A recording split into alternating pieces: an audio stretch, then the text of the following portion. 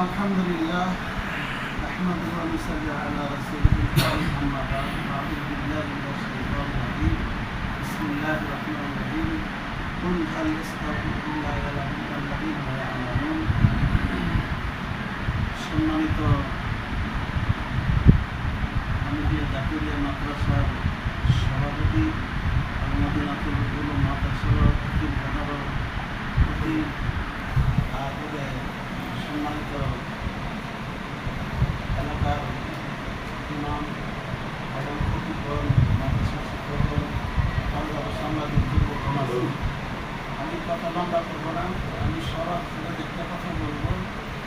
আজকে যে উদ্দেশ্য নিয়ে আমি এতক্ষণ কথাগুলো শুনতেছিলাম, আমি কোরআনের একটা আয়াত বলছি।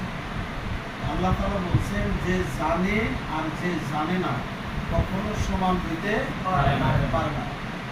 যে জানে আর যে জানে না কখনো সমান হইতে পারে না। অন্ধকার দিয়ে কখনো আলো সন্ধান করা যায় না। অন্ধকার আসলে কি হয়? কোরআন বলছে কুল জাল হক ওয়া যাহাকাল বাতিল ইন্নাল বাতিলা কানা যাহুকা। সত্য যখন এসে যাবে তখন অবশ্য অন্ধকার কি হবে?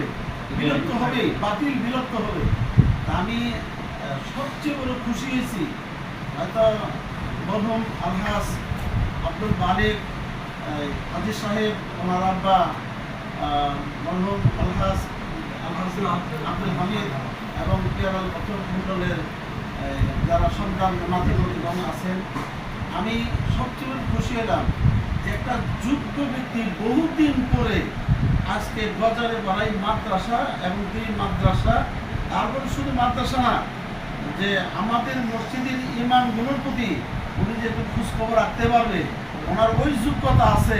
আল্লাহ তাআলা যেন ওনার যোগ্যতা দিয়ে আমাদের পুরো সমাজটা যেন ওনার ব্রেন দিয়ে, ওনার আক্কল দিয়ে, ওনার মেধা দিয়ে, ওনার শিক্ষা দিয়ে যেন পুরোটা আমাদের এলাকাটা যেন একটা উন্নয়নের দিকে নিয়ে যাবো না। এটি আমি চাই। আর আরেকটা কথা শুনেন, এই পৃথিবীর ইতিহাসে দেখা গেছে একমাত্র মুরব্বীরা থাকছে, পিছনে তারা উপদেষ্টা হিসেবে থাকছে, কিন্তু ইসলাম যত জায়গায় প্রতিষ্ঠিত হয়েছে যুবক ছাড়া হয় নাই। ইসলাম কখনো যুবক ছাড়া হয় নাই। আজকে সম্মানিত সভাপতি